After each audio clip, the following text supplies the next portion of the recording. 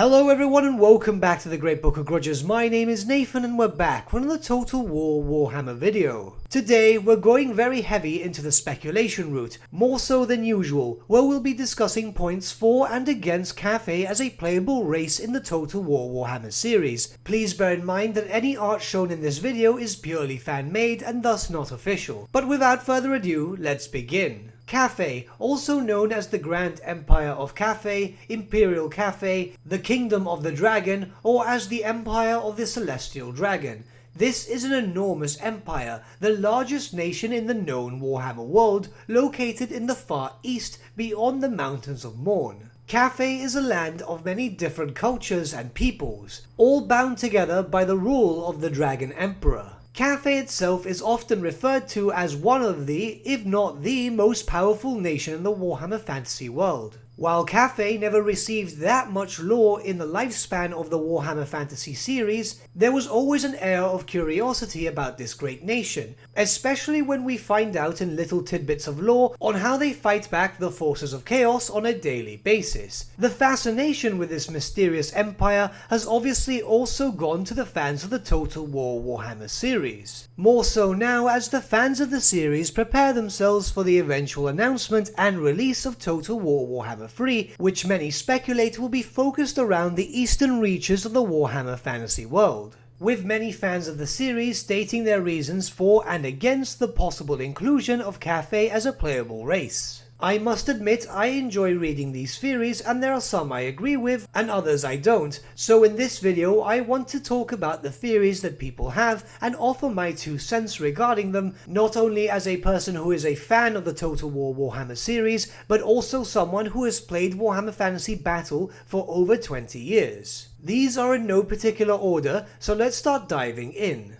One theory is that the map can only go east. As far as we are aware, we know that we'll see the inclusion of areas such as the Darklands and the Mountains of Morn, both of which are in the east of the Warhammer world, so a lot of people do believe that it makes sense to work further east and include the lands of Cathay among other races. Honestly, I'm inclined to agree here. While there are a decent amount of lands further north, they are almost all exclusively chaotic wastes, which yes, they fit around the theme of chaos, but that's pretty much it. There are much more possibilities for minor race packs to be included if the east is worked upon itself.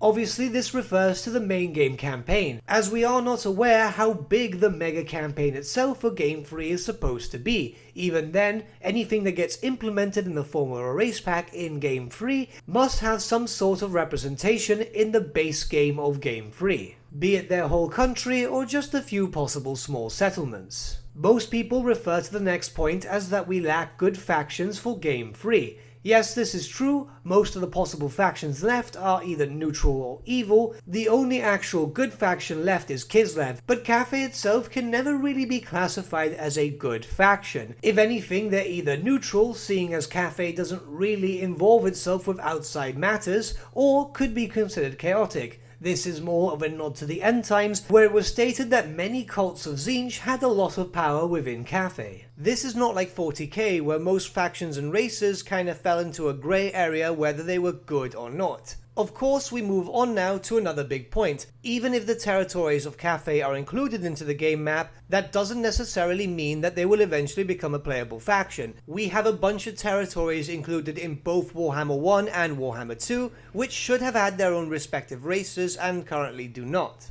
Kislev, the Dogs of War, Araby, these are perfect examples. Araby itself has been confirmed not to be planned anytime soon. CA have not given an official statement why, but most people can assume it's because they are too similar to the real life Arabs. It is important to note that when Games Workshop were fleshing out the Warhammer world, a lot of stuff specifically for races in the south and in the east that had anything to do with humankind were basically inspired from real life history. Cathay and Nippon are perfect examples of this, where their names in Warhammer are literal translations of what they are in real life. Now, that doesn't necessarily make it racist, it's more of the lack of originality in the early days of Games Workshop when they were trying to flesh out the lore. Moving on to our third point, it's very obvious that people do like playing human races or human-like races. This is something that's common knowledge, not just for Total War Warhammer, but it's metrics that we've seen for other games like World of Warcraft. People like to play humans. This might be more of a basic psychology thing where people prefer to play human-like races because they can more associate with it. Most of the remaining races in Warhammer Fantasy that have not been implemented into the Total War Warhammer series are mostly monstrous, so more human-like races will give people more of an incentive to purchase. Obviously, we can talk about the real Chinese population itself. Both Creative Assembly and Games Workshop want to hit the China market to sell their games. This is very obvious, with Creative Assembly already doing so with Three Kingdoms, which itself was a raging success when trying to get more Eastern players involved. How can we measure this? Well, it's rather simple. We know that Three Kingdoms itself was one of the most popular titles ever to sell in terms of launch day, and any official patch notes by Creative Assembly also come in simplified Chinese. This also includes patch notes for Total War Warhammer, so as far as we can guess, the campaign to get more Chinese players with Three Kingdoms worked rather nicely, and they'd probably want to try and replicate that with Total War Warhammer in an effort to get more players involved into that. They'd most likely want to replicate that success, and they would be stupid not to. Obviously, demand itself doesn't mean inclusion, once again referring to Araby, but I think it's a bit different here, especially since the demand for Cathay has been much larger for any race that never received an official army book. Cathay itself doesn't have a lot of established lore and characters, however, if we compare it to races such as Norska or even the Vampire Coast, they do more or less have the same amount of lore,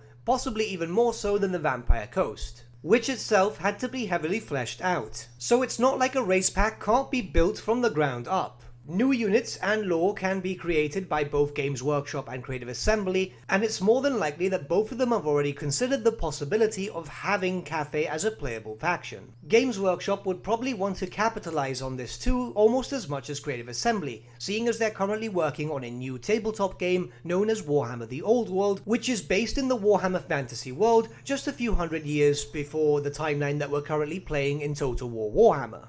If they see that the response to Cathay is quite well, they'd more than likely want to make a miniature range of them, just so they could be able to sell, and get more people attracted to the tabletop. It just makes sense in a business perspective. Honestly, these are the main points for and against. I've decided to be quite impartial here. In my personal feelings, I think that Cathay is a very big possibility as a playable faction. I'm not the only person who thinks so, and I'm not the only YouTuber who does too. If you saw the live stream from last week, you'll notice that even Legend of Total War said that he believes that Cathay will be included. He actually believes that it'll be included as a base game race instead of as a DLC pack. I'm more falling around the DLC pack rather than base game race, as we still have quite a few base game races that do make a lot of sense. But what do you guys think? Let me know your thoughts in the comments below and let's start a bit of a discussion. I'm rather curious to see what you guys think about Cathay as a playable race. But with that, my friends, we've come to the end of our video. Thank you so much for watching. If you did enjoy the video, might I suggest giving the video a like, or even subscribing to the channel, as it really does help us out. In the description section below are various different social media links such as Facebook, Instagram and Discord, where you can get in contact with the Great Book team. Also in the description section below is an affiliate link with Element Games where you could buy loads of hobby-based products, not just Warhammer, for 10 to 25% off. Using our special link and also the special code, which is also in the description below, supports the channel at no extra cost to you, which we think is rather cool. A big thank you to our patrons. Your support means the world to us. It's amazing that people want to help a small channel like us grow and get to a higher level of content. A special thank you to Ryan Bertsche and Gibraltar LUSC for subscribing to us at our Fame level. You guys are super cool.